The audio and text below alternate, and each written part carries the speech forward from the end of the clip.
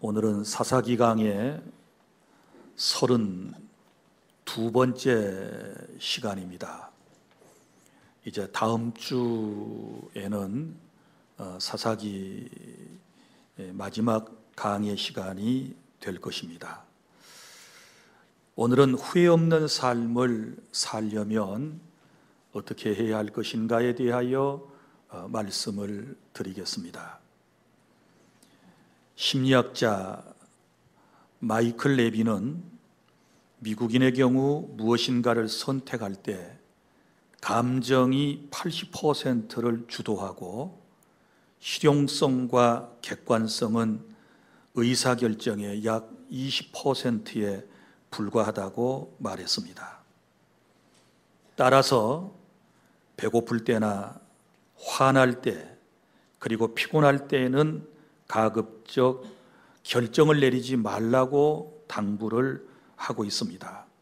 왜냐하면 이럴 때 내리는 선택과 결정은 잘못된 방향으로 밀어넣을 확률이 높기 때문이라는 것입니다. 사랑하는 성도 여러분, 하나님께서 오늘 우리에게 주신 말씀을 통해서 후회 없는 인생을 살아가기 위해서 무엇보다도 선택과 결정을 잘하는 그런 은혜와 지혜가 우리 주 안의 모든 성도 여러분들에게 함께 하시기를 바랍니다. 지난 주일에는 베냐민 지파와 이스라엘 연합군이 싸운 이야기를 전해드렸습니다. 세 번의 큰 전투를 통해 베냐민 지파 사람 2만 5천 명이 죽고 겨우 600명만 살아남아 광야로 도망을 했다고 했습니다.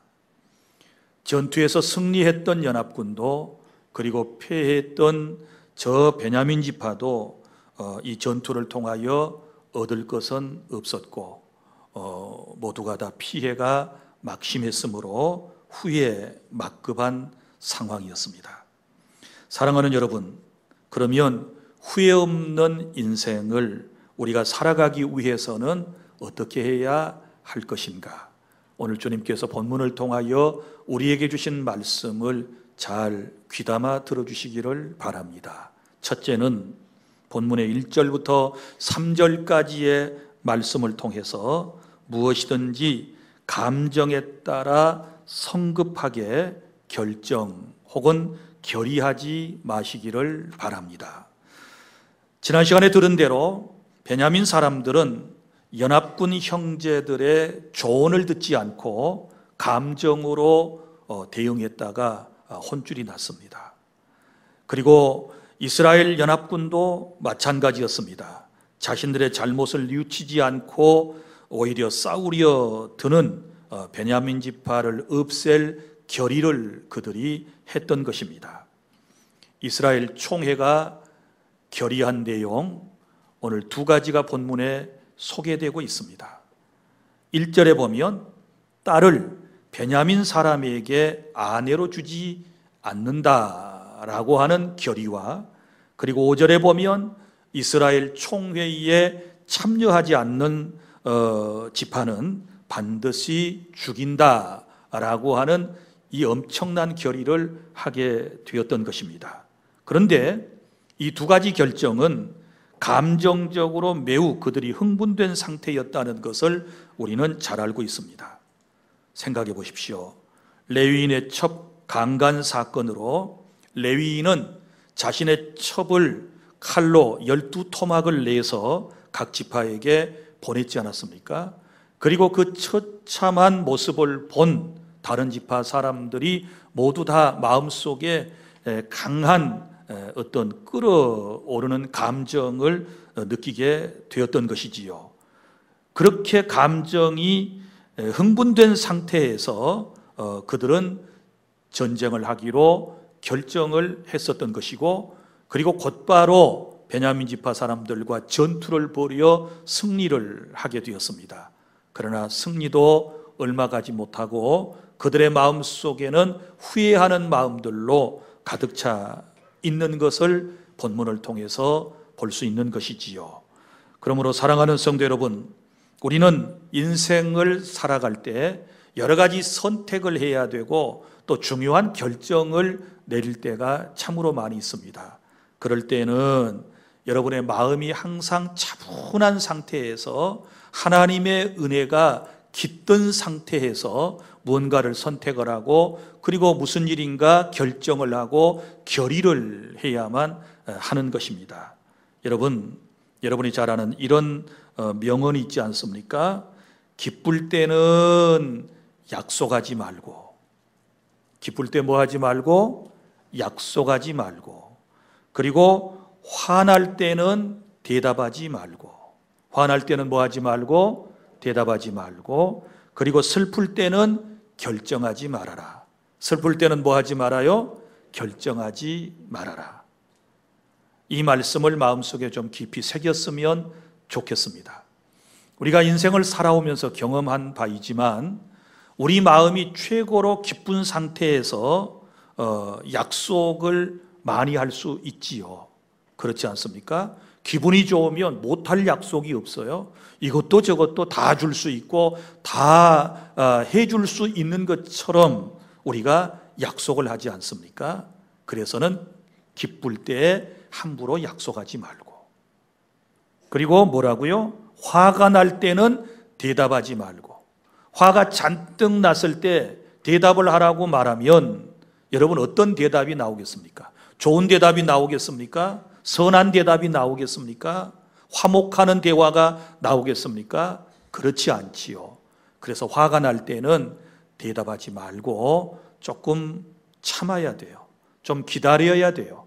마음의 흥분 상태를 가라앉힌 다음에 그리고 차분하게 대답할 수 있어야 하는 것입니다. 그리고 또 슬플 때 뭐 하지 말아요? 결정하지 말아라. 왜냐하면 마음이 너무나도 지금 슬픔의 감정에 눌러 있는데 그때 결정을 하게 되면 어떻게 될까요? 감정에 치우치게 되지요. 그래서 오늘 기쁠 때, 화날 때, 슬플 때는 인간의 감정을 얘기하는 거예요. 그러니까 우리의 감정이 온전하지 못한 그런 상태에서는 우리가 무언가를 선택하고 무언가를 함부로 결의하고 결정을 하게 되면 실패 확률이 많고 하나님의 뜻을 저버리는 경우가 많이 있기 때문에 이럴 때는 여러분이 가급적이면 선택과 결정을 유보하셔야 하는 것입니다. 그래서 중요한 결정과 선택을 내릴 때에는 우리는 그리스도이니까 먼저 기도해야 되겠지요. 기도하면서 하나님의 은혜로 마음을 차분하게 가라앉힌 다음에 그리고 하나님의 뜻에 어긋나지 않도록 신중한 선택과 결정을 해야 된다라고 하는 것을 오늘 본문을 통해서 저와 여러분이 교훈받을 수 있기를 바랍니다. 여러분 보십시오. 이스라엘 연합군이 흥분된 상태에서 베냐민 지파와 전쟁을 선포하고 그들과 싸워 승리를 거두었습니다. 그리고 여러분, 승리를 거둔 다음에 그들이 기뻐했는가요? 그들이 행복했을까요? 오늘 말씀을 천천히 들여다보면 그렇지 않습니다. 금방 2절에 가서 후회합니다. 승리 후에 저녁까지 하나님 앞에 앉아서 대성통곡했다는 말이 기록되어 있지 않습니까? 왜 그랬을까요?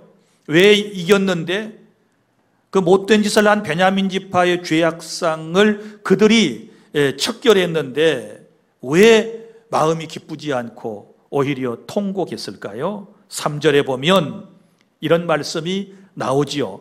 그들이 후회하면서 통곡한 이유가 무엇입니까? 이 전투로 베냐민 지파가 다 없어졌어요.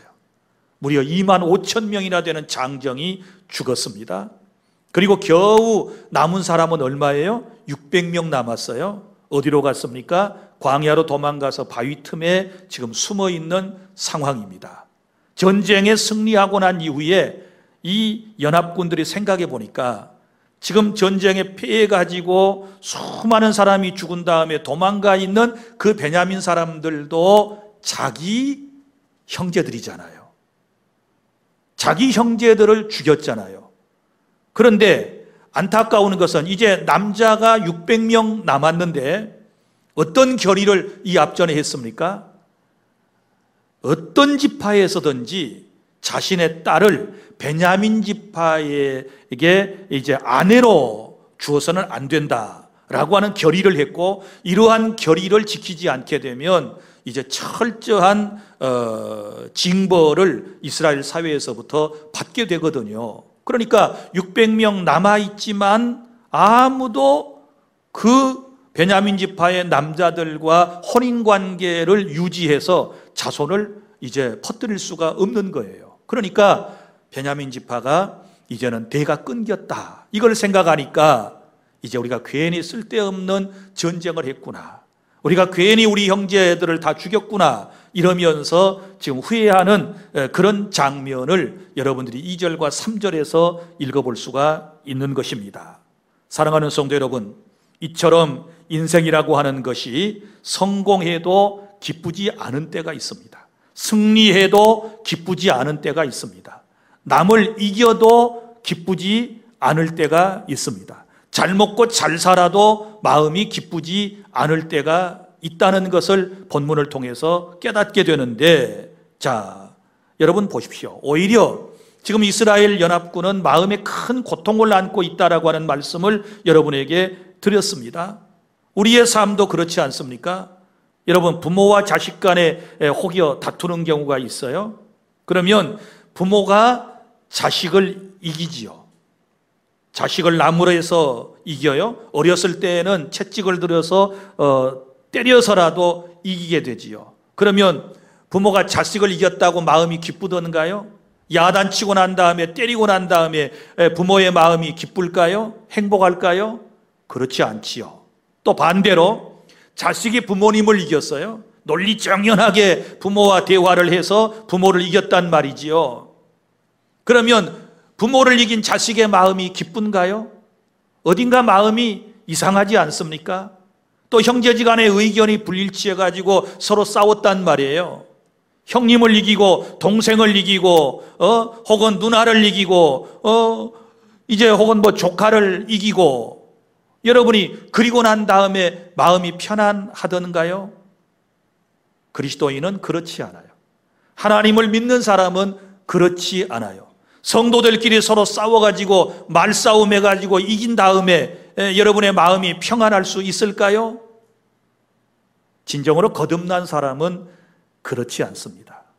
여러분 보십시오. 이기고도 승리하고도 마음이 기쁘지 않았습니다. 우리가 진정으로 승리하고 성공하고 난 이후에 마음이 기쁘려면 어떻게 해야 되느냐? 하나님의 뜻을 따라 하나님의 영광을 구하게 되었을 그때에는 승리하고 또 우리가 성공하게 되면 우리의 마음의 기쁨이 넘쳐나게 될 줄로 믿으시기를 바랍니다. 그래서 후회 없는 선택과 결정과 결의가 있는 삶이 꼭 되어야 하기 때문에 우리가 자기의 감정에 따라서 성급하게 어떤 결정을 내리는 이런 일은 내 인생에 있어서 아주 후회 막급한 일이 된다라고 하는 것을 기억하고, 인생의 성공이라고 하는 것은, 인생의 승리라고 하는 것은 선택할 것을 잘 선택하고 결정할 것을 잘 결정하고 결의할 때에 우리에게 찾아오는 것이 아니겠습니까? 그래서 오늘 주신 말씀을 여러분이 꼭 기억하고 여러분의 감정이 차분한 은혜가 유지된 상태에서 선택하고 결정하여 후회 없는 인생을 살아가는 우리 모두가 될 수 있기를 바랍니다. 그리고 둘째로, 후회 없는 인생을 살아가려면 내가 잘못한 것을 회개하고 고치시기를 바랍니다. 오늘 4절부터 7절까지 말씀은 이스라엘 백성들은 이 총회가 결의한 대로 베냐민 지파를 다 2만 5천 명이나 죽이고 난 이후에 곧바로 이 일이 잘못되었다라고 하는 것을 깨닫고 지금 회개하는 모습을 우리에게 보여주고 있습니다. 여기 보면 제단을 쌓고 번제와 화목제를 하나님께 드렸다라고 하는 말씀이 나오고 있습니다. 번제와 화목제는 속죄의 제사를 말하는 것이고, 그리고 또 화목케 하라고 하신 하나님의 뜻을 마음속에 생각하며 드리는 제사를 의미하는 것입니다. 그러니까 아주 쉽게 말하면 그들이 잘못된 결의를 하고 형제를 죽인 것에 대하여 회개하는 지금 제사를 하나님께 드렸다라고 하는 것입니다.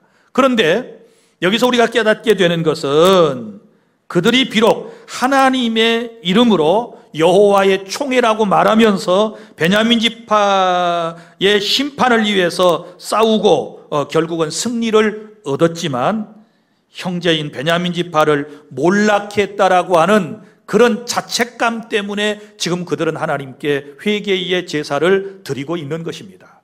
여러분, 따지고 보면 사실 베냐민 지파 사람들이 더 먼저 회개해야 되지요. 왜냐하면 문제의 발단은 거기서부터 생긴 것 아니겠습니까? 그런데 그들은 회개했다라고 하는 기록이 나오지 않습니다. 오히려 이스라엘 총회가 그들의 죄를 하나님께 회개하는 그런 모습을 보이고 있는 것이지요. 여기서 우리는 상대방이 회개를 하지 않더라도 내가 깨달았다면, 내가 은혜 받았다면, 내가 더 신앙에 이제 깊이가 있는 사람들이라면 우리가 먼저 회개하면 우리에게 좋은 일이 생기게 될 줄로 믿으시기를 바랍니다. 그리고 또 보세요. 우리가 신앙생활을 할 때 나름 기도하고 하나님의 이름으로, 예수 그리스도의 이름으로 행하는 일들이 있지 않습니까? 그러면 우리가 기도한 이후에 하나님의 이름으로, 예수님의 이름으로 행한 모든 일들이 다 옳은 것일까요? 다 하나님께 인정받을 수 있을까요? 그렇지 않습니다. 여러분, 이스라엘 총회도 기도하고 난 이후에 여호와의 이름으로 베냐민 지파를 쳤습니다. 그리고 승리했었지만 그들의 이 모든 일들이 옳은 것은 아니었다라고 하는 것입니다. 우리 교회의 역사를 보아도 그렇지 않습니까? 중세 교회들 여호와의 이름으로 전쟁을 하고 여호와의 이름으로 무죄한 사람들을 재판해 가지고 얼마나 많은 나라를 빼앗고 그리고 사람을 죽이고 했던 것이 다 역사적으로 기록되어 있지 않습니까? 복수심이나 이기심에 이끌려 여호와 하나님의 이름을 사용하며 불의를 행할 수 있는 것이 바로 연약한 인간들의 모습이라고 하는 것을 알아주시기를 바랍니다. 이스라엘 총회는 하나님의 이름으로 베냐민을 멸절시킨 죄에 대하여 6절부터 보면 철저히 회개하는 모습을 보이는데 6절에 보면 뉘우쳐 그랬지요. 자, 뉘우침으로만 끝나서는 안 되지요. 회개하고 고쳐야 하는 것이지요. 그래서 이 이스라엘 총회는 이제 베냐민 지파가 이제 대가 끊겨가지고 끝날 것에 대하여 안타까운 마음을 갖게 되고 어떻게 하면 이 지파를 다시 살려낼 수 있을까라고 하는 생각을 그들은 하게 되는 것이지요. 사랑하는 주 안의 성도 여러분, 저와 여러분이 후회 없는 인생을 살려면 잘못한 것은 속히 지금 회개하고 우리의 삶을 고치면 우리에게 기회가 주어진다는 것을 믿으시기를 바랍니다. 여러분 보십시오. 베드로도 한때는 예수님을 3번씩이나 모른다고 부인을 했던 죄를 범한 사람입니다. 사울이라고 하는 사람 나중에 바울이 되지 않습니까? 사울이었을 때 그는 어땠습니까? 많은 예수 믿는 사람을 잡아 죽이는 일에 앞장을 섰던 박해자였습니다. 그러나 철저히 회개하고 난 이후에 그의 삶을 고쳤더니 바울이 되었고, 바울이 되어서 위대한 하나님의 사람들로서 쓰임을 받고 우리가 오늘날 존경하는 인물이 되었다라고 하는 것을 아시기를 바랍니다. 사랑하는 성도 여러분, 후회 없는 인생을 살기 위해서 다시 말씀드립니다. 우리의 잘못을 깨달았으면 속히 회개하고 고치는 그런 은혜가 있기를 바랍니다.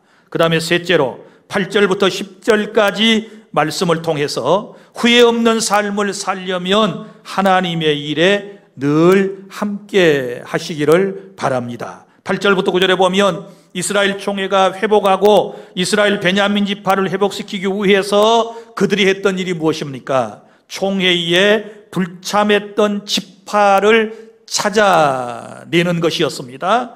그래서 이제 그들이 찾아냈더니 어떤 사람들이 총회의에 참여하지 않았느냐? 베냐민 지파는 싸우려고 참여하지 않았던 것이고, 여기 말씀해 보면 야베스 길르앗에 사는 사람들이 총회의에 참여하지 않았다는 것을 이제 그들이 밝혀냈습니다. 그리고는 이제 그들이 이미 결의를 했잖아요. 총회의에 참여하지 않고 총회의 결의에 불응을 하게 되면 그 사람들은 모두 다 죽이기로 했지 않습니까? 그래서 이스라엘 총회가 이 야베스 길르앗 사람들을 치기 위해서 큰 용사 얼마를 모집했습니까? 12,000명을 모집을 했습니다. 그리고 이제 그들을 죽이라고 보내는 모습을 볼 수 있지 않습니까? 여러분, 신정국가인 이스라엘에게 총회의 의사와 결의를 무시하는 것은 곧 하나님에 대한 의무태만이었으므로 징계를 받아야 했던 것입니다. 이스라엘 총회는 베냐민을 치기로 결의하고 피 흘리는 전투를 수행할 때 자신들의 장막에서 평안히 먹고 마시고 쉬고 자신들의 일만을 하고 있었던 그들이 이스라엘 총회로부터 심판을 받게 되는 것을 우리에게 지금 가르쳐주고 있지 않습니까? 사랑하는 성도 여러분, 우리 여기서 배울 것이 있습니다. 오늘날 현대교회 안에서도 이런 사람들이 있습니다. 하나님의 뜻에 따라서 교회가 결의한 일이 있어요. 무엇을 하자라고 결의를 한 것이지요. 그런데 여러 가지 이유를 대면서 자기의 사정을 얘기하며 그 공동체의 결의에 동참하지 않게 되면 어떻게 될까요? 오늘 여기 야베스 길르앗 사람들이 경험했던 이런 심판을 받는다라고 하는 것을 하나님이 우리에게 말씀해 주심을 믿으시기를 바랍니다. 사랑하는 여러분, 그러면 왜 이 야베스 길르앗 사람들은 베냐민 지파 사람들과 싸우는 일에 동참하지 않았을까요? 그것은 인간적인 생각 때문에 그랬습니다. 혈육적으로 따져보면 그 어머니의 핏줄이에요. 모두가 다 베냐민 지파 사람들이 라헬의 후손들이거든요. 그래서 아마 형제를 치기가 싫었던 것입니다. 그래서 거기에 빠졌던 것이고, 또 하나는 하나님의 뜻을 모르기 때문에 빠졌던 것입니다. 하나님의 뜻은 이스라엘 이 총회의 결의를 통해서 베냐민 지파 사람들을 이제 징계하기를 하나님은 원하셨던 것이지요. 그런데 그것을 이 사람들이 몰랐던 거예요. 오늘날 왜 많은 사람들이 하나님의 거룩한 일에 동참하지 않습니까? 그건 하나님의 뜻을 잘 몰라서 그래요. 성경 말씀을 잘 몰라서 그러는 거예요. 그리고 자기 자신의 사명, 교회의 사명과 본분을 잘 이해하지 못하게 되면 이런 선한 공동체 사역에 동참하지 않게 된다라고 하는 것입니다. 그래서 교회에 나와서 하나님의 뜻에 대하여, 또 교회가 해야 할 사명에 대하여, 교회의 성도들의 본분에 대해서 우리는 말씀을 통하여 배우고, 그리고 깨달았으면 전적으로 우리가 함께 동참하여 하나님의 영광을 위해서, 하나님 나라 확장을 위해서 우리는 힘써 싸워 나아가야 될 줄로 믿으시기를 바랍니다. 사랑하는 성도 여러분, 다시 말씀드립니다. 후회 없는 인생을 살려면 선한 일에, 하나님의 일에 꼭 여러분이 동참하는 그런 복을 받을 수 있기를 바랍니다. 나중에 참여하지 않게 되면 야베스 길르앗 사람들처럼 이렇게 몰살당하는, 하나님의 큰 징벌을 당하는 이런 일들이 있다라고 하는 것 마음속에 꼭 담아주시기를 바랍니다. 그 다음에 네 번째는 11절부터 12절까지 후회 없는 인생을 살아가려면 자신의 일에 책임을 다해야 될 줄로 믿으시기를 바랍니다. 자, 이스라엘 총회는 야베스 길르앗 사람들을 이제 징벌하기 위해서 모두 큰 용사 12,000명을 모았다고 그랬지요. 그 12,000명이 해야 할 일이 어떤 일입니까? 야베스 길르앗에 사는 모든 사람을 다 죽이는 거예요. 남자를 죽이고, 남자와 잠자를 같이 했던 여자를 죽이고, 오직 살려줄 사람은 누구인가?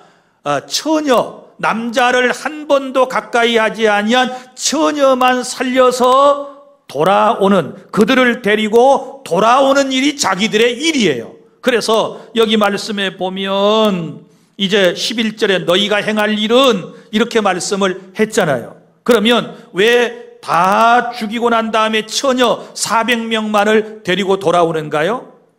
그것은 베냐민 지파를 이제 어찌하든지 이어가야 되잖아요. 후손을 이제 낳게 만들어야 되잖아요. 그래서 처녀를 이제 데려다가 베냐민 사람들과 혼인을 시켜야 이제 그 베냐민 지파가 끊기지 않고 대를 이어갈 수가 있는 것이 아니겠습니까? 바로 그 일을 누가 하느냐? 이 12,000명이나 되는 사람들이 하게 된 거예요. 하나님께 했던 총회의 약속은 반드시 지켜져야 되는 거예요. 그러지 않습니까? 어느 지파든지 베냐민 지파 사람들에게 딸을 주어서 그들의 아내가 되면 이거는 이제 큰일 날 일이잖아요. 결의한 대로 그렇게 하면 죽는 거예요. 죽게 되는 거예요. 그러니까 그 결의가 살아있기 때문에 그들이 이제 생각해낸 지혜가 바로 이런 지혜였던 거예요. 그 두 번째, 이제 총회에 참여하지 않았던 그 사람들을 또 치기로 했잖아요. 죽이기로 했으니까 그 결의를 준행하면서 거기에서 400명의 처녀를 이제 살려서 데려와서 저 레위 지파 사람, 저 베냐민 지파 사람들하고 부부를 맺게 하는 거지요. 이것이 그들이 할 일이었습니다. 이게 이제 1차적인 거고요. 그럼 200명이 또 부족하잖아요. 600명의 남자니까 그 200명을 어떻게 채우느냐? 그건 다음 시간에 이제 나오게 돼요. 어떻게 해서 200명을 더 보충하게 되는가? 여러분, 진노 중에서도 긍휼을 베푸시는 하나님의 은혜를 깨달을 수 있기를 바랍니다. 베냐민이 범죄하여 형제 연합군들과 싸워가지고 수만 명을 죽였잖아요. 2만 명, 18,000명 계속해서 1차, 2차 전투에서 연합군을 먼저 죽이고 그들이 승리를 했단 말이지요. 그러나 결국은 그것이 승리가 아니었어요. 승리가 아니었습니다. 그들이 망하는 일이었어요. 그런데도 불구하고 하나님께서는 다시 이 지파를 회복시켜 주시는 것은 전적인 하나님의 은혜인 줄로 믿으시기를 바랍니다. 이런 하나님의 은혜로 저와 여러분이 구원받아 지금 이 자리에 있다라고 하는 사실을 믿으시기를 바랍니다. 사랑하는 주 안의 성도 여러분, 후회 없는 인생을 살아가려면 내가 할 일이 뭔가를 알아야 돼요. 12,000명의 여기 큰 용사들이 해야 할 일을 그들은 알고 있었던 것처럼 우리도 알아야 돼요. 내가 할 일이 뭔가, 내가 하나님 앞에 구원받은 이유가 뭔가, 하나님께서 내게 주신 사명이 뭔가, 이걸 깨닫는 그런 은혜가 있어야 될 줄로 믿습니다. 남편으로서, 아내로서, 부부로서, 자식으로서, 부모로서, 교회 안의 성도로서, 또 어떤 회의의 리더로서, 구성원으로서 우리 각자가 해야 할 일이 있어요. 그걸 빨리 깨닫는 방법은 자기에게 붙여진 직분명이나 칭호를 생각해 보면 금방 알아요. 남편, 가장, 아내, 자식, 부모, 그 뜻을 생각해 봐요. 그리고 교회에서 목사, 그리고 장로, 권사, 안수집사, 집사, 구원받은 그리스도인, 이 직분들의 뜻을 여러분이 생각해 보면 여러분이 해야 할 일이 바로 그 일인 줄로 믿으시기를 바랍니다. 이 귀한 사명을 하나님이 우리에게 주셨다면 우리가 후회함이 없도록 어떻게 해야 될까요? 책임감을 가지고 이 사명을 끝까지 잘 감당해야 공동체가 살 수 있는 것이고 우리 모두가 함께 행복한 삶을 누리며 살아갈 수 있는 줄로 믿으시기를 바랍니다. 이 책임은 어떻게 감당해야 되나요? 사랑으로, 희생으로, 헌신으로, 그리고 열정으로 우리에게 주신 귀한 사명을 감당해내는 우리 모두가 될 수 있기를 바랍니다. 구약성경 전도서 12장 13절, 하나님을 경외하고 그의 명령을 지킬지어다, 이것이 사람의 본분이니라, 이렇게 말씀을 하셨습니다. 이제 말씀을 맺습니다.